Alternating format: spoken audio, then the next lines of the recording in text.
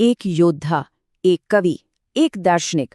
आज हम बात करने वाले हैं सिखों के 10वें गुरु गुरु गोबिंद सिंह जी के बारे में और समझेंगे उनकी सबसे बड़ी रचना यानी खालसा के बनने की कहानी।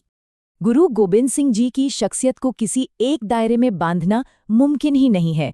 वो मैदाने जंग में एक निडर योद्धा थे तो अपनी कलम से एक बेहतरीन कवि भी, एक गहरे दार्शनिक थे और अपने लोगों के लिए एक आध्यात्मिक गुरु।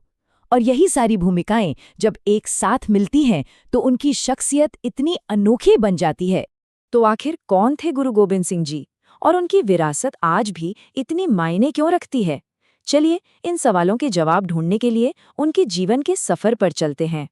उनकी कहानी की शुरुआत होती है एक बहुत ही छोटी उम्र में, जब उनके कंधों पर एक बहुत बड़ी जिम्मेदारी आ पड़ी, एक ऐसी चुनौती जिसने उनकी पूरी जिंदगी का रास्ता तय कर दिया। देखिए, बात शुरू होती है साल 1666 से, जब पटना साहिब में उनका जन्म हुआ और नाम रखा गया गोबिंद राय। लेकिन महज 9 साल बाद 1675 में एक बहुत बड़ी और दुखद घटना घटी। उनके पिता 9वें गुरु गुरु तेग बहादुर जी धर्म की आज़ादी के लिए शहीद हो गए और उसी साल छोटे से गोविंद राय को सिखों के 10वें गुरु के तौर पर नेतृत्व की भारी जिम्मेदारी सौंपी गई। सोचिए जरा, सिर्फ 9 साल की उम्र, एक बच्चे के कंधों पर पूरे समुदाय की, एक पूरे धर्म की रक्षा का भार। ये कोई मामूली चुनौती नहीं थी, बिल्कुल भी नहीं। तो इतने बड़े संकट के सामने उन्होंने क्या किया? उनका जवाब दूर की सोच रखने वाला और सब कुछ बदल देने वाला था। खालसा का निर्माण, जुल्म के खिलाफ एक नई पहचान। साल था 1699 और दिन था बैसाखी का। आनंदपुर साहिब में गुरु गोबिंद सिंह जी ने एक ऐसा ऐतिहासिक कदम उठाया जिसने सिख इतिहास की धारा ही मोड़ दी।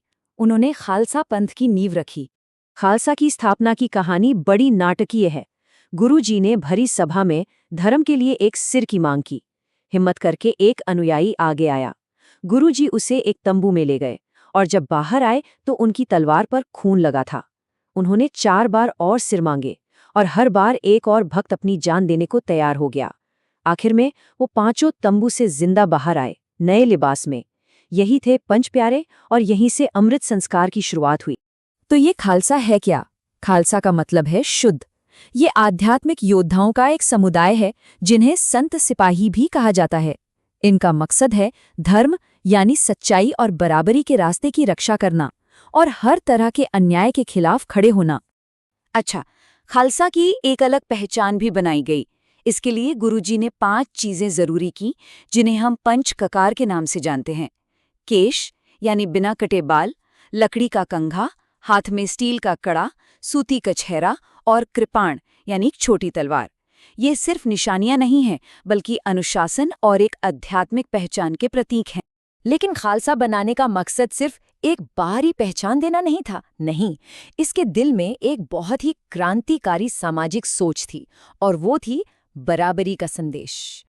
देखिए, उस जमाने में क्या होता था, लोगों का नाम ही उनकी जाति बता देता था, जिससे समाज बटा हुआ था।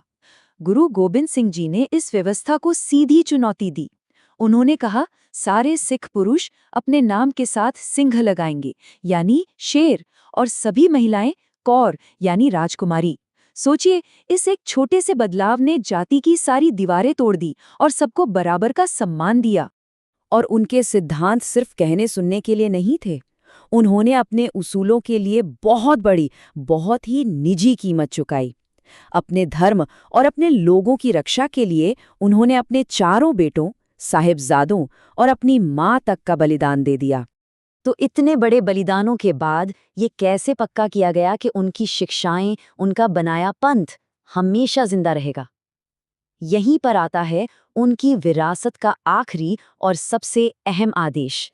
अपने आखिरी और सबसे अहम फैसले में गुरु गोबिंद सिंह जी ने इंसानी गुरु की परंपरा को समाप्त कर दिया। उन्होंने ऐलान किया कि अब से पवित्र ग्रंथ गुरु ग्रंथ साहिब ही सिखों के हमेशा के लिए गुरु होंगे, ताकि मार्गदर्शन किसी व्यक्ति का नहीं बल्कि दिव्य ज्ञान का हो। उनकी हिम्मत और उनकी सोच को उनकी कही एक बात में बहुत अच्छे से समझा जा सकता है। 1.25 लाख से एक लड़ाऊं, चिड़ियन ते मैं बाज तुड़ाऊं, तबे गोबिंद सिंह नाम कहाऊं। ये लाइनें कमजोरों को ताकत देने और जुल्म के खिलाफ डट कर खड़े होने के उनके इरादे को दिखाती हैं। और उनकी ये विरासत आज भी दुनिया भर में पूरी तरह से जिंदा है। इसे हम देख सकते हैं नगर कीर्तन के बड़े बड़े जुलूसों में, लंगर में जहां बिना किसी भेदभाव के सब एक साथ बैठ के खाना खाते हैं, गतका के मार्शल आर्ट में और गुरुद्वारों में होने वाली निस्वार्थ सेवा में। ये सब उन्हीं की शिक्षाओं का ही तो नतीजा है। तो ये हमें एक आखिरी सवाल पर ले आता है कि आखिर 300 साल से भी ज़्यादा पुरानी ये शिक्षाएं आज भी लाखों लोगों को हिम्मत, बराबरी और सेवा की प्रेरणा कैसे देती हैं? शायद इसका जवाब गुरु गोबिंद सिंह जी की उसी विरासत में छिपा है, एक ऐसे योद्धा, कवि और दार्शनिक की विरासत जिसका असर वक्त के साथ फीका नहीं पड़ता।